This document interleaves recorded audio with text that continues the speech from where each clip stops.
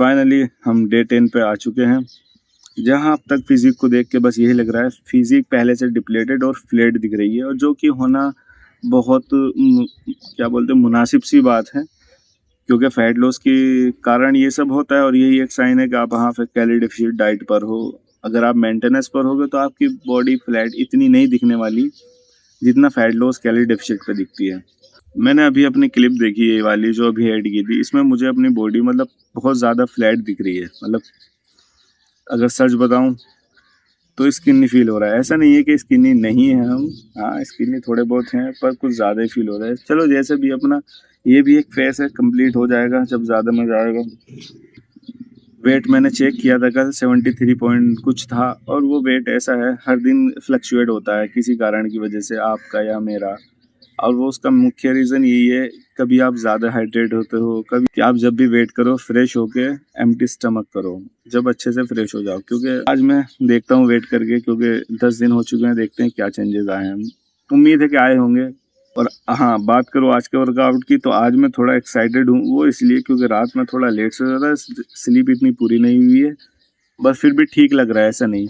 मैं ट्रेन करूंगा अपनी क्वाड्स मसल को, जो अपने लेग का फ्रंट वाला मसल होता है। तो पिछली बार स्क्वाट्स पे मैंने 100 केजी से 8 रेप लगाए थे 2 सेट के लिए, और फिर मैंने 110 केजी से गलती कर दी थी, 6 रेप ही आए थे। तो आज मैं मतलब क्योंकि मेरा मुख्य गोल तो इस टाइम स्ट्रेंथ बिल्डिंग है ही नहीं, बस अपना स्ट्रेंथ को मेंटेन करना और अपने मसल को अच्छे से फटीक करना, हाइपरट्रॉफी के लिए जाना, तो यही मेरा गोल है। पहले वेट चेक करूंगा, उसके बाद जिम जाऊंगा। तो लेट्स गो, अपना वर्कआउट करते हैं और देखते हैं कितनी स्ट्रेंथ है अभी पिछले हफ्ते की तरह, मतलब इसी हफ्ते के पहले सेशन की तरह मेंटेन है या नहीं है अभी।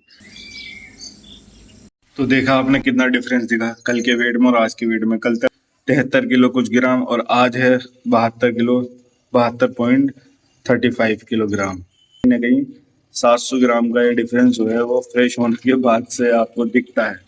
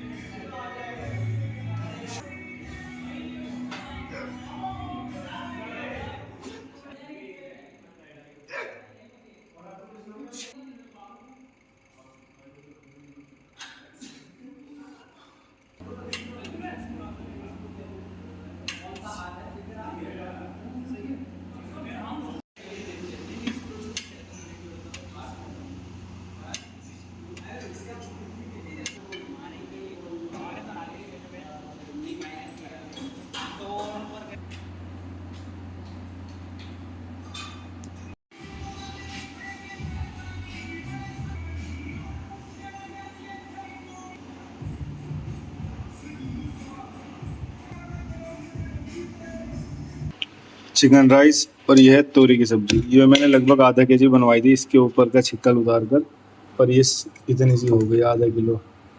इसमें 100 ग्राम में लगभग ज़्यादा नहीं 20 कैलोरीज होती है इसमें।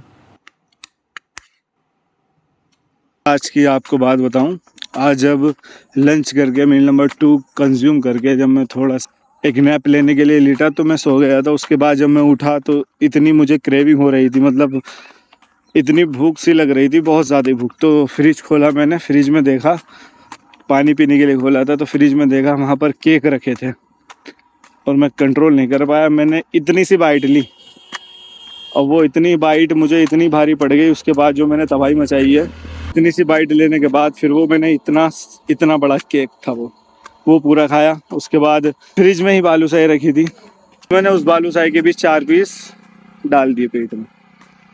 तो लगभग बताओ ना, आज तो उनमें मुझे नहीं पता कितनी कैलोरीज है, पर इतना है कि मैंने बहुत ज़्यादा आज कैलोरीज कंज्यूम कर ली है। तो आज करने में तो बहुत मज़ा आता है चीट, जब जो चाहे वो खाओ, क्योंकि जब आप फैट लॉस पर हो, कैलोरी डेफिसिट पे, तो आपकी बॉडी डिमांड करती है कुछ ऐसा मीठा खाने को, क्रेव करती है, क्योंकि आप फैट लॉस पर हो तो आपकी बॉडी क्रेव करेगी ऐसी कंट्रोल करना पड़ता है। तो मैंने आज नहीं कर पाया, क्योंकि सोने के बाद बहुत ज़्यादा क्रेविंग हुई और उसके बाद ये सारे मामलात हुए, फ्रिज वाला, केक वाला।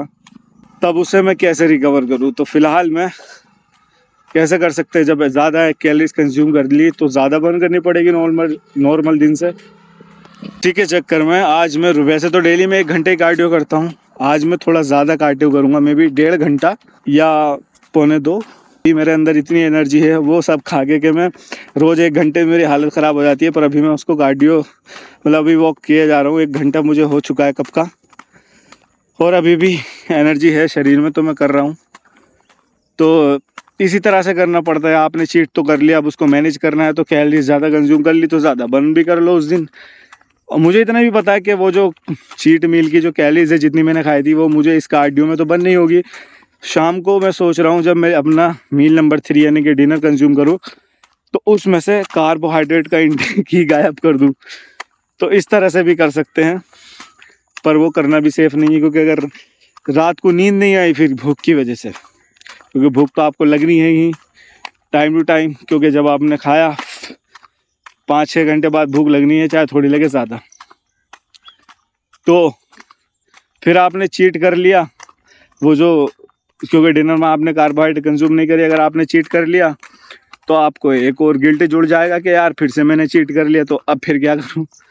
कंट्रोल कर पाओ तो आप ऐसा कर सकते हो कि अगर कभी चीट कर लिया तो उससे आगे आने वाले मील में जो कार्बोहाइड्रेट का इंटेक है वो कम कर दो। तो मैं क्या करूँगा, मैं सोच रहा हूँ कार्बोहाइड्रेट कंज्यूम करूँ डिनर में या नहीं।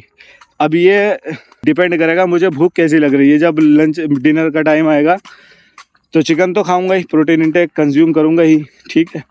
अब ये डिपेंड करेगा मुझे भूख कैसी लग रही है, कार्बोहाइड्रेट का कंज्यूम करूं या नहीं करूं। मेरा इरादा यह था कि मैं 1.5 या 2.25 घंटा कार्डियो करूंगा, वॉक करूंगा। तो अब मुझे 2 घंटे से भी ज़्यादा, मतलब 2 घंटा 2 मिनट कंप्लीट हो चुका है और काफ़ी पसीना बहा दिया है। इतनी कैलोरीज कंज्यूम कर चुका था मैं कि अभी भी वापस से मैं उस ट्रैक पर नहीं आऊँगा। तो आज नहीं तो कल तो आ ही जाऊँगा।